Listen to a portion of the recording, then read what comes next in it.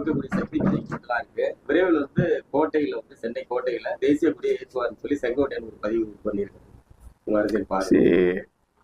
எல்லா கட்சியும் தங்களை வந்து பெருமையா பேசிக்கிறது, தூக்கி உயர்த்தி பேசுறது தமிழ்நாட்டு அரசியல்ல வாடிக்கை. அதை ஒன்றும் அவர் அந்த கட்சியில போய் மூத்த அரசியல்வாதி 9 முறை சட்டமன்ற உறுப்பினராக இருந்திருக்கிறார். அவர் இப்போ ஒரு புதிதாக ஒரு அரசியல் கட்சியில சேர்ந்திருக்கிறார். அதனால அந்த அரசியல் கட்சியோட பெருமைகளை அவர் பேச வேண்டிய நிலையில அவர் இருக்கார். ஆனா இது வந்து ஒரு அன்டெஸ்டட் பொலிட்டிக்கல் ஃபார்மேஷன். இது வந்து இன்னும் ஒரு முழுமையான அரசியல் கட்சியாக என் பார்வையில இன்னும் விஜயோடைய அரசியல் கட்சி மாறினதாக நான் ஏற்றுக்கொள்ள மாட்டேன். அது இன்னும் ஒரு ரசிகர் மன்றம் போலதான் நடக்கிறது. அதற்கு வந்து ஒரு கமாண்ட் அண்ட் கண்ட்ரோல் ஸ்ட்ரக்சர் எல்லாம் கிடையாது. ஒரு அமைப்பிலையும் ஒரு மாவட்டத்திலையும் ஒரு மாவட்ட தலைவரோ மாவட்ட செயலாளரோ அவருடைய கட்டுப்பாட்டுல செயல்படுக கூண்டுகின்ற அமைப்பெல்லாம் அவருக்கு கிடையாது. கமாண்ட் அண்ட் கண்ட்ரோல்னு சொல்லுவாங்க, அது இல்லை. ஒரு பெரிய ஒரு ரசிகர் மன்றமாக இருக்கு. அந்த அவருக்கு ஒரு பெரிய நடிகர் அவரு, அதை நான் முழுமையா ஏத்துக்கிறேன். அந்த நடிகருக்கு ஒரு பெரிய ஒரு ரசிகர் கூட்டம் இருக்கு, அதையும் நான் ஏத்துக்கிறேன். அந்த ரசிகர் கூட்டமே வந்து ஒரு ஆதரவு கூட்டமா மாறலாம். அந்த ஆதரவு கூட்டம் ஒரு வாக்குகளாகவும் மாறலாம். ஆனா அந்த வாக்குகளே சீட்டுகளாக மாறுமான்னு கேட்டீங்கன்னா அது என்னை பொறுத்த வரைக்கும் ஒரு கேள்விக்குறியா தான் இருக்கு.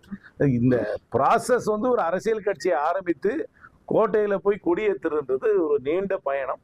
அந்த பயணத்துல வந்து வெற்றி அடைய வேண்டும் என்றால் நிறைய ஃபேக்டர்ஸ் வந்து have to follow to place. முன்னாள் முதல்வர் ஓ பன்னீர்செல்வம் வந்து இப்ப திமுக இருக்காரு. இது வந்து எந்த அளவுக்கு இதை வந்து நான் வந்து முதல்வர் ஸ்டாலின் அவர்களுடைய சாதுரியம் என்று தான் பார்க்கிறேன். அவர் வந்து எப்பவுமே ஒரு கட்சி வந்து மீண்டும் ஆட்சியில் இருக்கும் பொழுது, தேர்தலை சந்திக்கும் பொழுது அது வந்து ஒரு சாதுரியமாக ஒரு பெரிய கூட்டணி அமைப்பது தான் என்னை பொறுத்த வரைக்கும் அரசியல்ல அது வெற்றிகரமாக இருக்கும். ஏன்னா ஆப்போசிஷன்ல இருக்கும் போது ஆன்டி இன்கம்பன்சி ஓட்டை நம்ம வந்து வாங்கிடலாம். கவர்மெண்ட்ல இருக்கும் போது ஒரு நேச்சுரல் ஆன்டி இன்கம்பன்சி இருக்கும். அதை ஓவர் கம் பண்றதுக்கு ஒரு பெரிய அலையன்ஸை போடுறது தான் கெட்டிகாரத்தனம். அது ரொம்ப கெட்டிகாரத்தனமா சாதுரியமாக அவரை கடந்த காலத்துல விமர்சனம் செய்தவர்களை கூட ஒரு பெரிய மனசு பண்ணி ஒரு லார்ஜ் ஹார்ட்டட் ஆட்டிடியூட் எடுத்து அகாமடேட்டிவ் ஆட்டிடியூட்ல திரு ஸ்டாலின் அவர்கள் ஒரு பெரிய கூட்டணி அமைத்திருக்கிறது அவர் எனக்கு தெரிஞ்ச வரைக்கும் அவருக்கு கிடைத்த வெற்றியை தான் பாக்குறேன். விவகாரம் ஒண்ணும் கிடையாது, மியூச்சுவல் டிஸ்கஷன் நடந்துட்டு இருக்கு.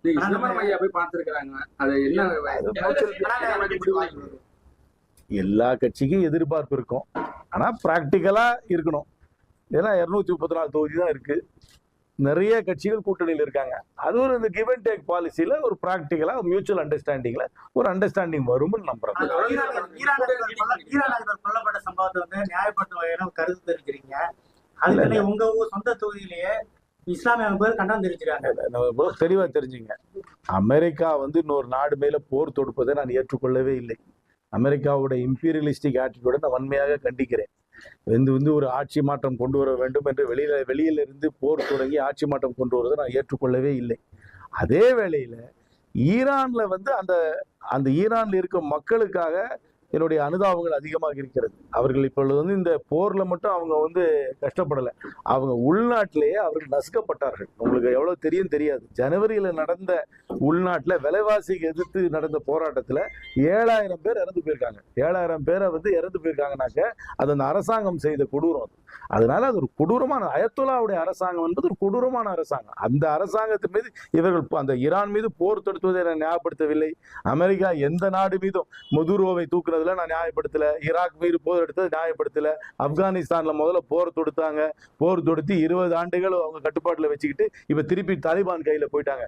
நான் என்னைக்குமே தாலிபானுடைய அணுகுமுறைக்கோ அயத்தலாவோட அணுகுமுறைக்கோ நான் வக்காலத்து வாங்க மாட்டேன் என்று சொன்னேனே தவிர அமெரிக்கா நடத்தின போரை நான் நியாயப்படுத்தவில்லை. ஈரான் மக்கள் படும் கொடூர துன்பம், அதற்காக நான் வந்து என்னுடைய அனுதாபங்களை தெரிவித்துக் கொள்கிறேன். அவர்கள் வந்து வெளிநாட்டு ஆதிக்கத்தால் மட்டுமே அவர்கள் துன்பப்படவில்லை, அவர்கள் நாட்டில் இருக்கும் அரசாங்கமே அவர்களை துன்பப்படுத்தினார்கள். சின்ன பிள்ளைய கூட தூக்கில போட்டிருக்காங்க அந்த அரசாங்கம். அதில் கூட தெரிஞ்சுக்கணும், ஈரானை பத்தி படிக்கணும்.